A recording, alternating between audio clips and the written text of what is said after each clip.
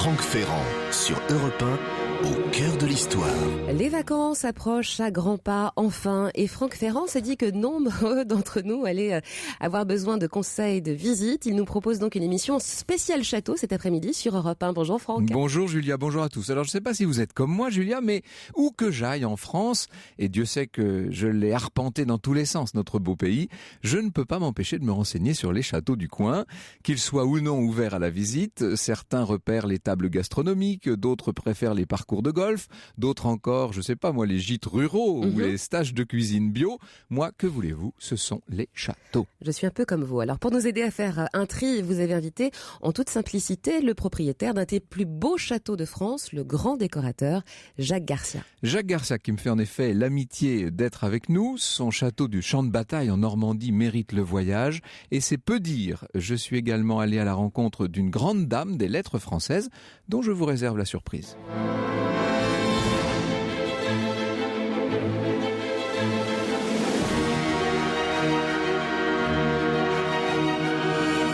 De 13h à 14h sur Europe 1, au cœur de l'histoire. Franck Ferrand.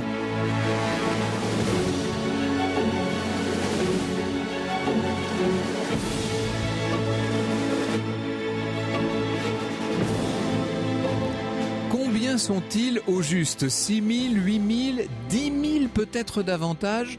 L'Angleterre a ses jardins, l'Espagne ses monastères, l'Italie ses chapelles peintes, et bien la France a ses châteaux. Toutes sortes de châteaux, des forteresses et des castels du Moyen-Âge, des gentilhommières Renaissance, des palais 17e, des folies 18e, des manoirs 19e, des châteaux d'amour mais aussi de guerre, des châteaux tout virils et d'autres des châteaux de dames, des châteaux royaux, d'autres bâtis seulement pour un financier ou un marchand ou un fermier général. Les rives de la Loire ont longtemps été leur terrain de prédilection. Le long du coteau courbe et des nobles vallées, les châteaux sont semés comme des reposoirs, écrivait Charles Péguy à propos des châteaux de la Loire, et dans la majesté des matins et des soirs, la Loire et ses vassaux s'en vont par ses vallées.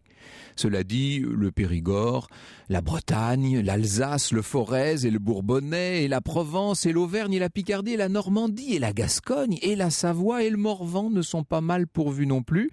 L'immense troupeau des châteaux français, véritable richesse, secrète parure du pays, se trouve harmonieusement dispersés, répartis, parfois un peu dissimulés dans le creux de nos vallons, au sommet de nos promontoires, dans la boucle d'un fleuve ou bien au bord d'un coteau. Presque pas de vieux village en France sans son château et sans ses châtelains dont on ne parle qu'à mots couverts au café de la place pour peu qu'on se sente en confiance. Presque pas de petit pays pétri de tradition sans sa tour pigeonnier, son escalier à lanterne, sa galerie ouverte, sa rotonde hérissée de trophées, son chef-d'œuvre unique au monde et cependant méconnu. Ce sont peut-être, vous savez, les plus beaux souvenirs de ma vie, lorsqu'adolescent avec ma mère ou un vieil ami, nous écumions le Poitou à la recherche de la moindre de ces maisons survivantes du passé, des demeures parfois ruinées, parfois conservées miraculeusement, pleines de l'empreinte des générations successives de propriétaires investis, hantés encore par tel ou tel grand personnage de l'histoire qui avait vécu là, qui sa retraite, qui son baptême, ou bien un repos avant le combat, ou bien une disgrâce douce amère, loin de la cour. Chez l'amateur, que dis-je, chez l'amoureux de château, la présence d'une belle demeure alerte une sorte de radar naturel, ou plutôt culturel. Pas besoin de voir la façade à pilastres, ou le haut toit d'ardoise, la tour coiffée d'un dôme, ou la terrasse à balustre, pour sentir la présence du joyau de pierre, ou de granit, de tuffeau, de briques, de silex. Proie sublime, tapis là quelque part derrière ce rideau d'arbres.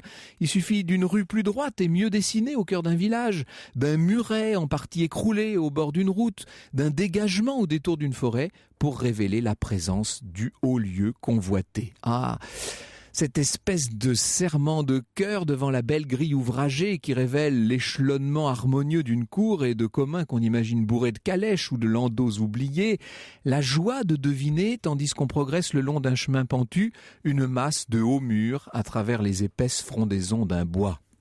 Je ne sais pas ce qu'il en est pour vous, Julia, mais personnellement, je n'ai pas de préférence d'époque ou de style. Un château fort méridional, encore tout empreint du souvenir douloureux de la croisade contre les Albigeois, m'émeut autant qu'un gracieux pavillon édifié au XVIIIe par un fermier général épris de musique ou de galanterie, comme c'était souvent le cas. Une grosse villa anglo-normande de la belle époque, comme celle de Maurice Leblanc, que nous avons visité l'autre jour à Étretat, me séduit autant qu'un manoir Renaissance en pierre de tuffeau, dont les grandes salles, couvertes de tapisseries aux 1000 fleurs, embaument la cire et les fleurs séchées. Très souvent, le château, même remanié, même dégradé, même bousillé par toutes sortes de panneaux, de cordes, de petites affichettes sorties de secours et de bouts de moquettes destinés à la visite et aux affreux touristes. Vous aurez remarqué que les touristes sont toujours affreux parce qu'ils sont vos concurrents et vos rivaux. Très souvent donc, le château recèle un trésor, une table précieuse rapportée d'Autriche-Hongrie par un ancêtre ambassadeur, un plafond peint à fresque dans le goût du Primatitch et redécouvert par hasard à la faveur de travaux de rénovation, un étrange dallage de marbre à la signification plus ou moins perdue. Il y a toujours un érudit local qui lui connaît la signification. Ou bien un retable de chapelle attribué ou attribuable à Poussin. Une cheminée sculptée, suspendue dans le vide au milieu d'un haut mur, ultime vestige d'un corps de logis 15e, aujourd'hui disparu. Tous ces vestiges, le mobilier, les objets, les collections, le décor dans le meilleur des cas, sont comme des primes à l'audace que le chasseur de merveilles sait apprécier à leur juste valeur. Et puis, dans le château visité, il y a presque toujours une magie supplémentaire. Quelque chose de plus immortel que la pierre où le souvenir surgit de tous ces châteaux, a écrit Jean d'Ormesson. Ce sont les mots. Ils naissent des rues ou des bois, du lit des courtisanes et des champs de bataille. Ils naissent aussi de ces demeures de rêve qui apparaissent plus belles encore d'avoir nourri tant de songes, tant de souffrances à jamais exquises, tant de passion et de génie.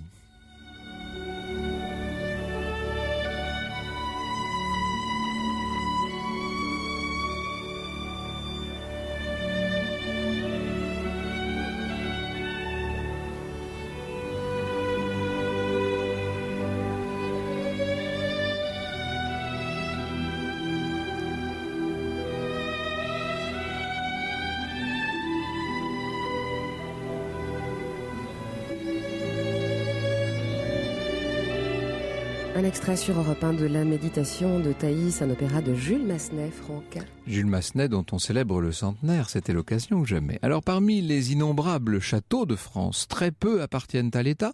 Il est vrai que ce sont souvent les plus grands et ceux dont le passé royal ou impérial les a dotés d'une histoire passionnante. Un certain nombre appartiennent à des communes, des conseils généraux ou régionaux, ou bien à de grandes sociétés, ou qui font comme ça des placements de plus en plus, ou des associations. Le reste, c'est-à-dire l'écrasante majorité, ce sont encore des propriétés privées, personnelles, parfois la propriété de familles qui les occupent depuis de très nombreuses générations. Je pense notamment à Henri-François de Breteuil, propriétaire du château de Breteuil, que je salue, au Gannet, évidemment, à Courance et Fleury, au Luynes, à Dampierre, au Vauguet, à Vaux-le-Vicomte, qui nous ont si gentiment reçus il y a quelques semaines à l'occasion du 400e anniversaire de la naissance de l'architecte Levaux. Ce sont là de grandes demeures familiales et qui, si les pouvoirs publics n'adoptent pas une fiscalité trop aberrante, le resteront longtemps, en tout cas je l'espère. D'autres propriétaires sont plus récents, voire très récents.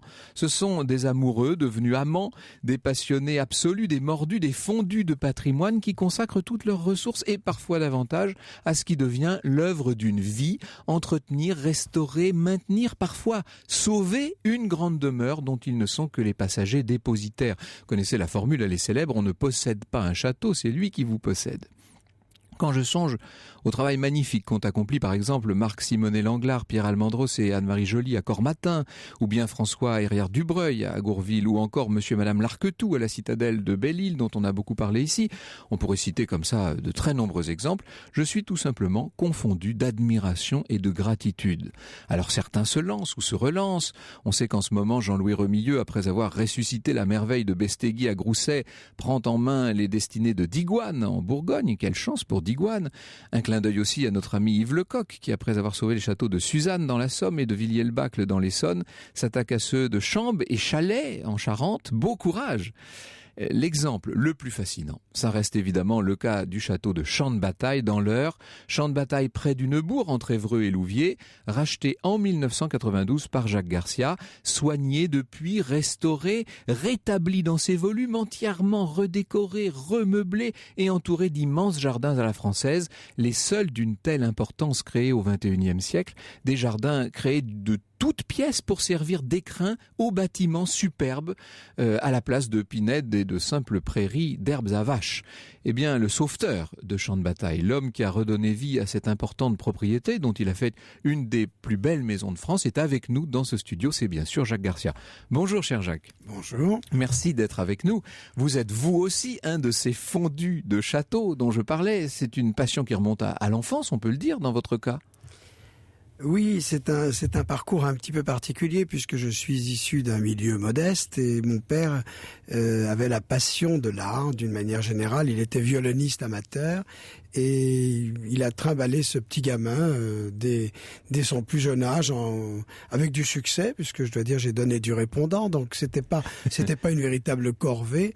Et il faut dire que nous avons profité au départ, on ne le rappelle jamais assez, de la loi Malraux, et c'est cette loi qui a permis l'ouverture au public de maisons inaccessibles socialement en tous les cas, puisque les ducs et pairs de France, les marquis et possesseurs du territoire, les comtes et possesseurs de leur village et les barons possesseurs de leurs gens se sont vus obligés pour des raisons strictement matérielles souvent d'ouvrir leurs portes, et c'est ce qui nous a permis à nous pauvres manants souvent dont je fais partie. C'est pour ça que je le dis. Franck, je vous connais assez pour savoir que nous partageons le même point de vue et les mêmes origines, donc nous avons pu accéder à tout ça et finalement comprendre autrement, et moi ça m'a fait comprendre la vie d'une autre manière. Et ça m'a surtout fait comprendre qu'il y avait deux mondes, et sans renier le premier. En tous les cas, c'était dans le second que je voulais vivre. L'histoire sur Europe 1, c'est avec Franck Ferrand. Et nous partons aujourd'hui à la découverte de quelques-uns des plus beaux châteaux de France, en très bonne compagnie, celle de Jacques Garcia, le grand décorateur francain. Eh oui, nous allons parler des châteaux. Alors, pas tous évidemment, parce qu'il y en a tellement, vous vous rendez compte, des milliers de châteaux. Je suis sûr que tous nos auditeurs ont à proximité de chez eux, ils n'ont qu'à allumer leur GPS, ils vont bien voir un château dans un rayon, allez, on va dire de 3 km. C'est tout à fait extraordinaire, une telle densité, c'est phénoménal. J'ai entre les mains un très beau guide qui est publié par les éditions de La Martinière, qui s'appelle 500 châteaux de France, un patrimoine d'exception, de Josiane et Alain Cassaigne, avec des textes. Alors Josiane et Alain Cassaigne sont les photographes et les textes sont de Sophie Beaugroff. C'est une sélection, un florilège de ce qu'il y a de plus extraordinaire, en tout cas à leurs yeux. Il y a quelques petites lacunes peut-être, mais enfin globalement tout y est, dont une superbe page consacrée au château de Champ de Bataille, cher Jacques Garcia.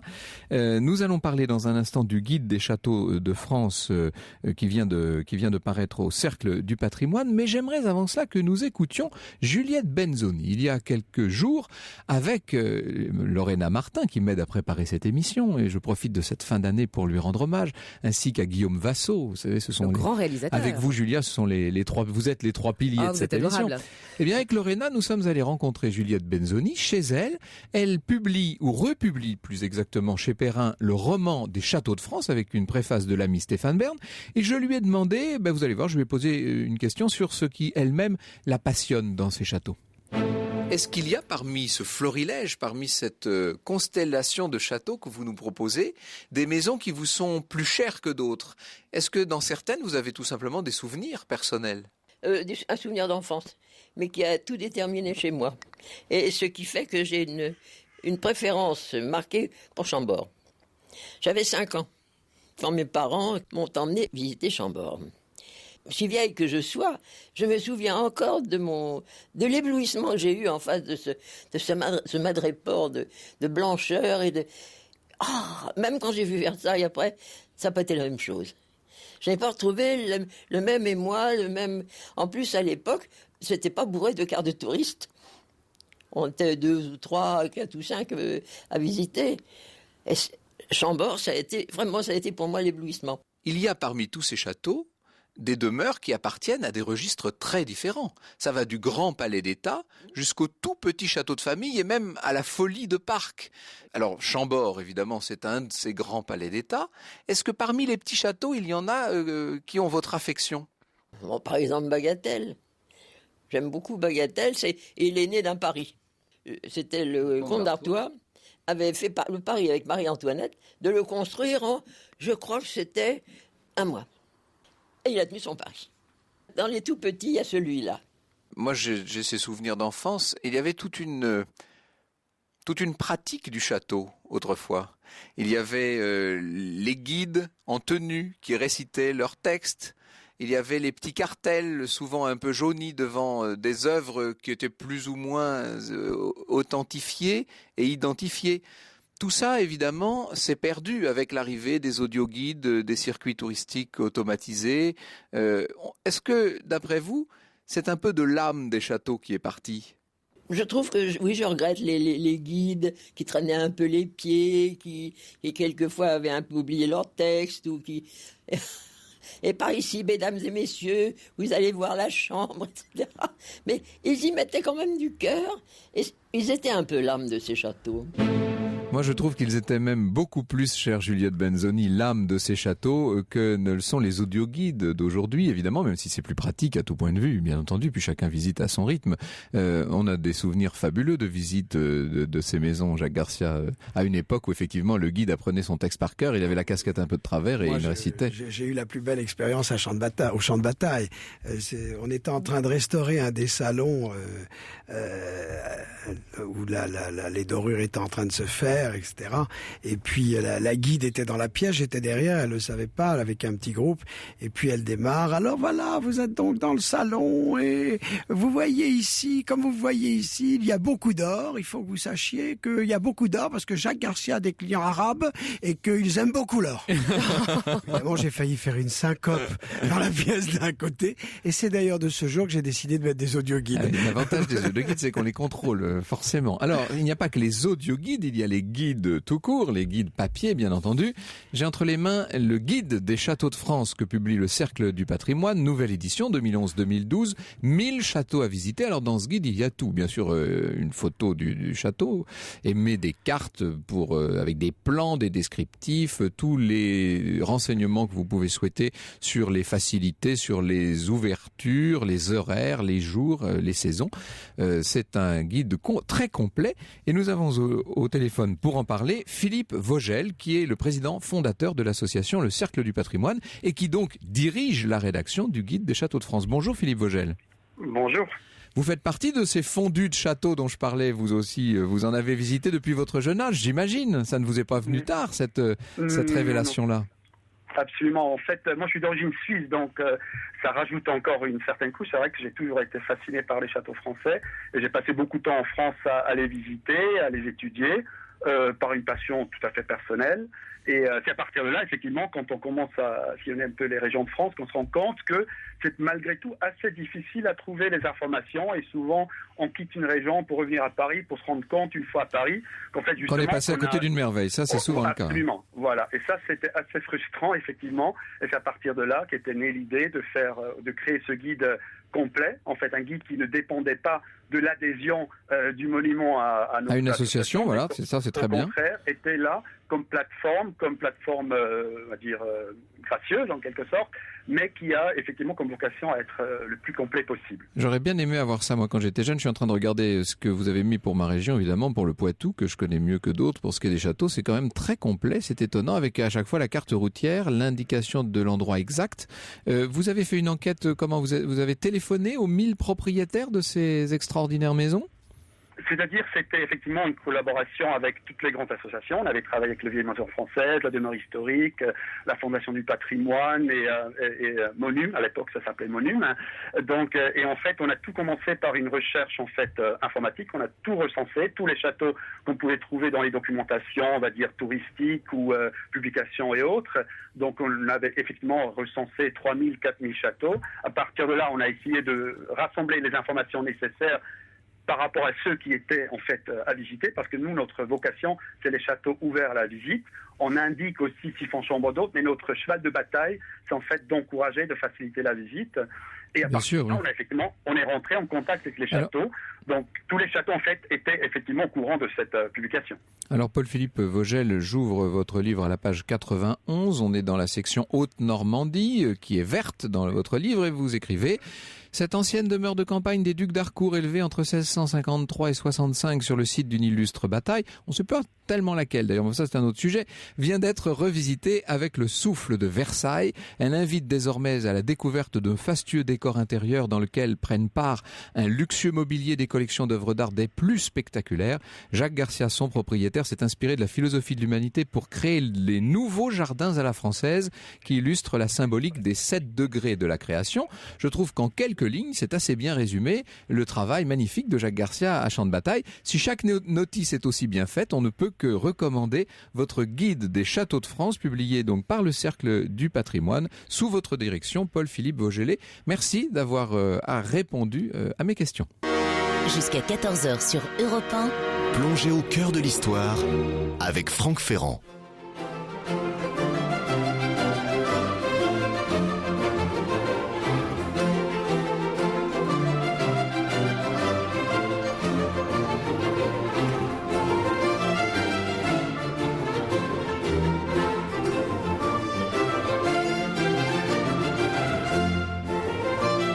Sur Europe 1 du divertissement de Chambord de Jean-Baptiste Lully. Nous nous intéressons aujourd'hui au château de France et chers auditeurs, c'est le moment de vous faire partager sur l'antenne d'Europe 1 vos idées, vos suggestions de visite. Oui, il y en a qui arrivent déjà, donc n'hésitez pas. Si vous connaissez une petite merveille à proximité de chez vous, ou tout simplement parce que vous l'avez croisée sur le chemin d'une de vos randonnées ou vacances, n'hésitez pas à nous le dire, nous transmettrons ça. Ce sont des conseils qui sont bons à s'échanger entre passionnés, et je vous promets que Julia va garder les fiches pour aller se promener elle aussi bientôt pendant les vacances. Vous savez tout. Ouais, voilà. Quoique vous, pendant cet été, j'ai cru comprendre que vous alliez être très occupé. C'est gentil, j'aurai ma propre émission, c'est vrai, c'est gentil. C'est bien. Alors, nous sommes, plongés au cœur de l'histoire. Jacques Garcia est de son côté plongé au cœur du petit guide de ces châteaux de France, qui a l'air de vous absorber littéralement. Vous avez visité ce château de Champ de Bataille, qui est devenu la merveille que l'on sait. Vous l'avez visité quand vous étiez tout enfant, vous. Oui, je l'ai visité quand le duc d'Harcourt l'a ouvert au public. C'était un château qui avait été très dévasté puisqu'il était devenu un hôpital, et le duc d'Harcourt l'avait repris après la guerre avec les dommages de guerre de Thury-Harcourt. Il a rénové les toitures et puis ouvert 3 pièces au public.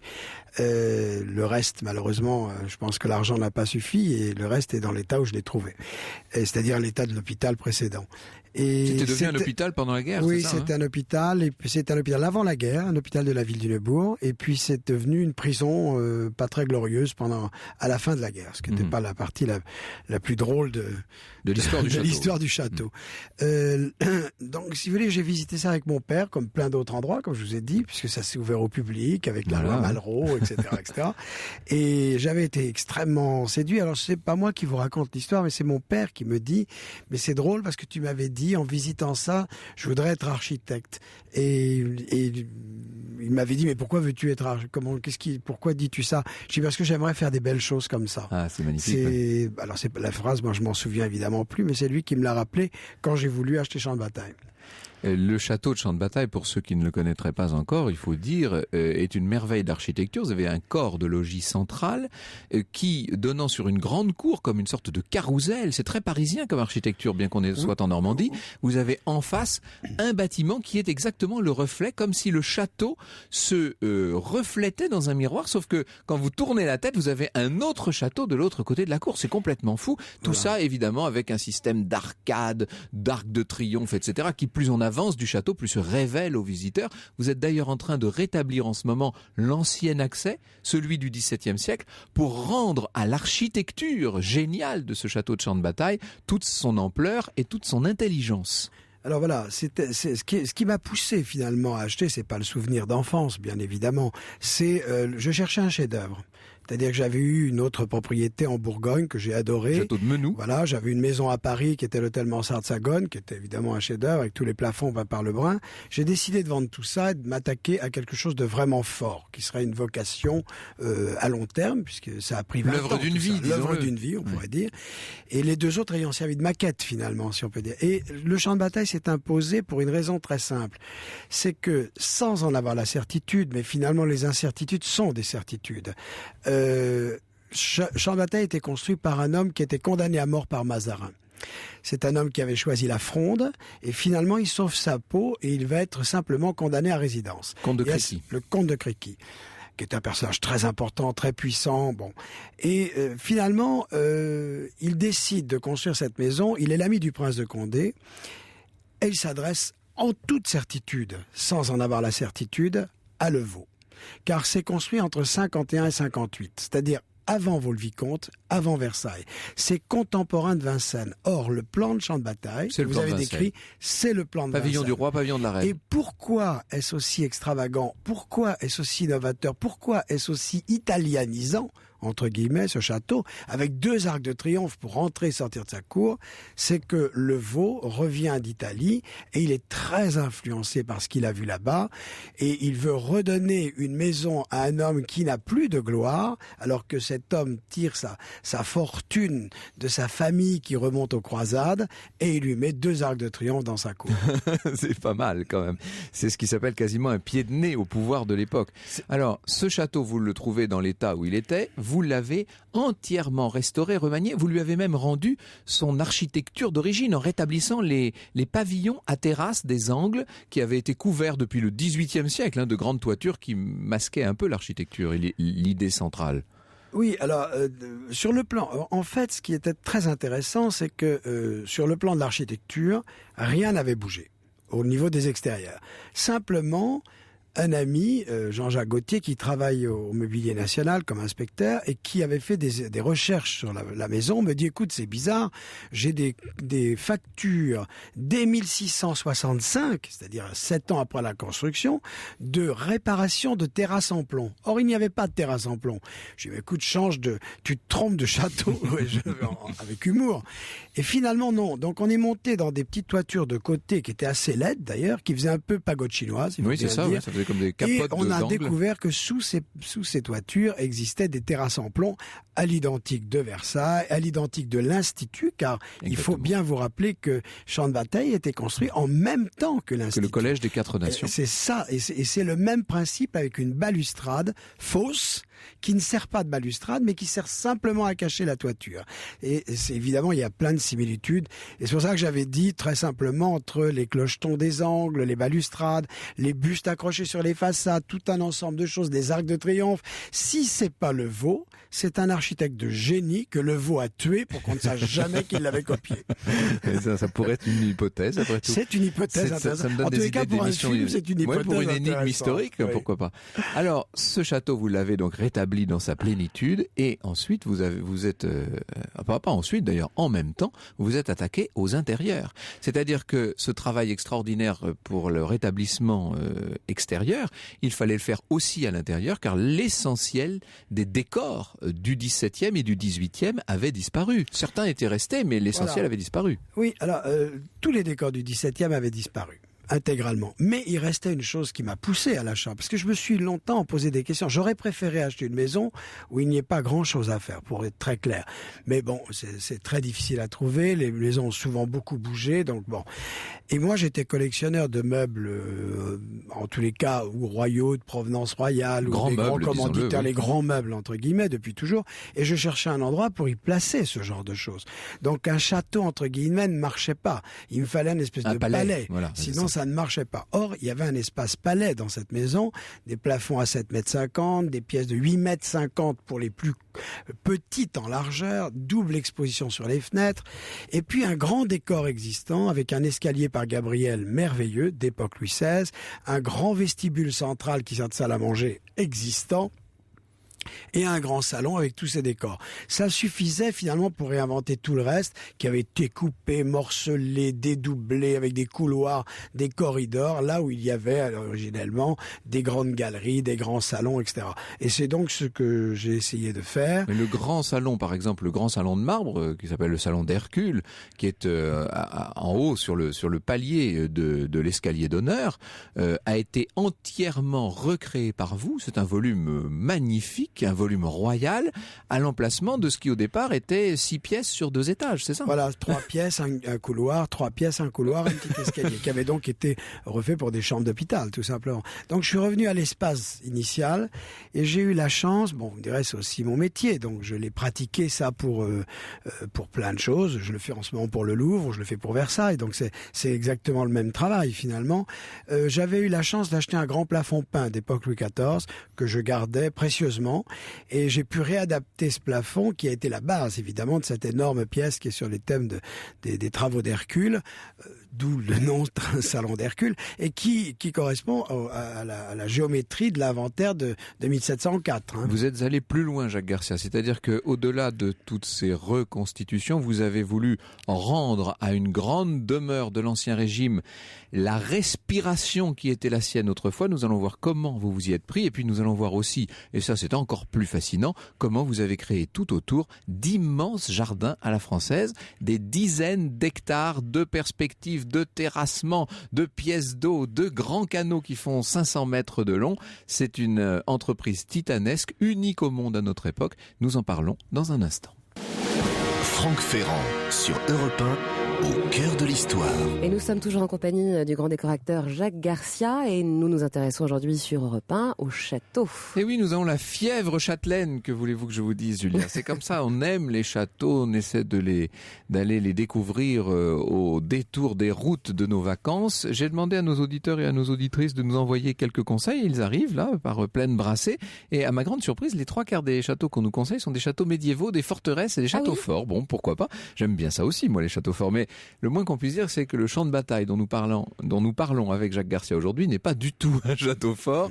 C'est l'exact archétype de ce qu'est un grand palais du XVIIe siècle, remanié au XVIIIe et entièrement repensé par un créateur d'art au XXIe siècle, puisque le château, vous l'avez acquis en 92 et que les travaux sont toujours en cours, même si tout ça est bien sûr maintenant atteint un niveau de perfection. Moi, je me pose un peu la question de savoir ce que vous pourriez bien faire encore, mais vous trouvez toujours des choses à faire, Jacques Garcia. Alors, revenons à, je parlais de l'économie de cette maison. On dit maison, je sais qu'il y a des auditeurs que ça irrite, mais c'est la façon dont on parle des châteaux normalement. On ne dit pas château, on dit maison. C'est comme ça, si vous voulez que j'y fasse. Donc l'économie de ce château, si l'on peut dire, qui est bien celui du XVIIe ou du XVIIIe siècle. C'est-à-dire que vous y avez réinstallé le mobilier, les décors, mais aussi la vie qu'on mène telle qu'elle pouvait être sous l'Ancien Régime. Ça, c'est assez stupéfiant. Oui, si vous voulez, je voulais pas. L'idée n'était pas de faire un musée, de faire une maison figée, une reconstitution pure et dure. Moi, j'ai été fasciné dès mon enfance quand j'ai un petit peu la découverte des lieux importants. Je vais citer un exemple très simple, c'est-à-dire que par exemple le Vaux-le-Vicomte que j'ai connu quand j'avais 20 ans, à l'ouverture au public, Camondo que j'ai pu connaître, Jacques Marandré, extraordinaire. Ce sont des demeures de collectionneurs. Et ce sont des demeures de collectionneurs, ou Waddesdon en Angleterre, des maisons de ce genre. Et toutes ces choses étaient alors je cite les mieux là, oui, pour dire celles qui sont restées globalement à peu près dans l'état. Mais j'ai connu aussi des quantités de maisons fantastiques qui se sont dépeuplées de tout leur mobilier année après année pour des raisons économiques, sociales, de division d'héritage, de vicissitudes de la vie. La vie. Et moi je me suis dit qu'au fond j'allais consacrer ma vie de là où je venais, c'est-à-dire pas grand-chose, à faire ce que les grands ont pu faire en 5 générations. et c'était amusant l'idée de faire des strates. Alors, je vais vous expliquer pourquoi les strates. Le goût français est un goût qui est toujours à la mode. C'est-à-dire que le français veut toujours avoir le truc à la dernière mesure. Dès le XVIIe siècle, en 1760, ce qui est 1750, c'est démodé. On enlève tout et on recommence. Moi, j'ai trouvé que c'était intéressant de faire une vision, comme on peut le voir en Angleterre ou en Italie, où les époques se succèdent les unes après les autres. On peut retrouver l'empreinte de chacune. La vie, entre guillemets, qui se fait sur une centaine d'années. Un mot, parce que nous n'aurons pas le temps d'aller beaucoup plus loin, mais tout de même, de cette extraordinaire création végétale, avec Patrick Potier, vous avez réalisé ces gigantesques jardins de champs de bataille. Voilà, alors ça c'est évidemment, je crois que c'est ce qu'il y a de plus fort, peut-être pour le public en tous les cas, parce que des collections on en connaît beaucoup, mais une trentaine ou une quarantaine d'hectares partis d'un champ à vaches, j'ai eu énormément de chance, c'est ma rencontre avec Patrick Potier, qui est un garçon qui a un talent fou, une créativité folle et qui a pu exacerber, je dirais, mes désirs et mes fantasmes. J'avais envie d'un grand axe et pour ce faire, il a fallu faire des montagnes, de bouger des terres, on a des proportions incroyables, mais ça ne suffisait pas, car un jardin, c'est à la fois la grandeur et c'est la fantaisie. Or, pour créer la fantaisie, Patrick a été tout à fait exceptionnel et ceux qui visiteront la maison vont découvrir non pas un jardin, mais des successions de jardins qui évoqueront des masses de souvenirs, de voyages, d'odeurs, de philosophies différentes. Et je crois que c'est ça la grande réussite. On se promène autour du bassin méditerranéen, on se promène un peu partout. Effectivement, c'est un jardin qui fait voyager. En faisant le tour des jardins de champs de bataille, on a l'impression d'avoir une sorte de florilège de tout ce que la culture des jardins dans le monde nous a apporté, jusque dans l'Orient du reste. C'est tout à fait fascinant. J'aimerais vous faire entendre, Jacques Garcia, un autre moment de l'entretien que m'a accordé Juliette Benzoni sur les châteaux. Elle nous parle en l'occurrence des châteaux de dames. J'aimerais que nous évoquions les châteaux de ces dames, si je puis dire. En commençant par la demeure inoubliable d'un personnage inoubliable, c'est Annette, la propriété de Diane de Poitiers. Est-ce que, malgré toutes les transformations survenues, et vous le dites, notamment au XIXe siècle, est-ce que l'âme de Diane est encore un peu présente dans ces murs ? Je vais vous confier une chose, je n'ai pas beaucoup de tendresse pour Diane de Poitiers. Le château, lui, il n'y en a plus que la moitié. Il reste la chapelle, et puis ce magnifique portail d'entrée avec un cerf couché dessus. J'ai toujours beaucoup aimé Annay, mais je me suis plus... Si vous voulez, ceux qui m'ont plus intéressé, ce sont les Bourbons-Vendôme qui l'ont habité après.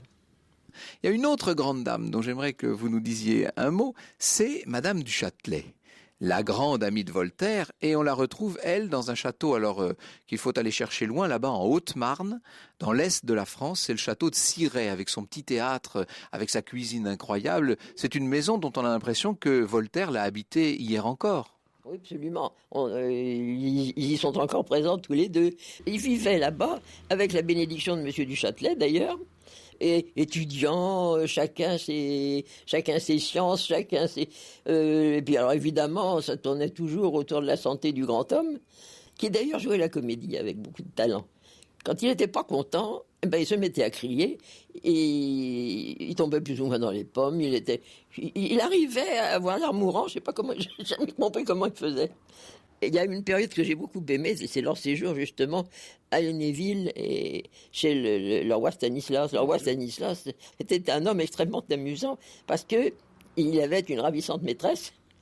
Elle était aussi la maîtresse de son chambellan. Quand ça marchait pas tellement fort, il sautait du lit, se rhabillait et lui disait « Madame, mon chambellan vous dira la suite ».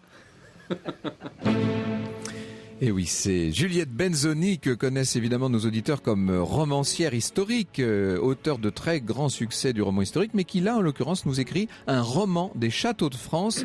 C'est en 2 volumes, c'est chez Perrin et c'est préfacé par Stéphane Bern. Je rappelle donc à nos auditeurs que s'ils ont des conseils à nous donner, on pourra en redonner demain. Là, j'en ai quelques-uns. Patricia nous conseille absolument la visite du château fort de Miolan, près de Chambéry, qui est très bien conservé avec une vue magnifique sur la montagne environnante, nous dit-elle. Le château de Bénac au cœur du Périgord a les faveurs de Bertrand, qui nous dit que c'est perché sur une falaise dominant la Dordogne et que le panorama là aussi est sublime.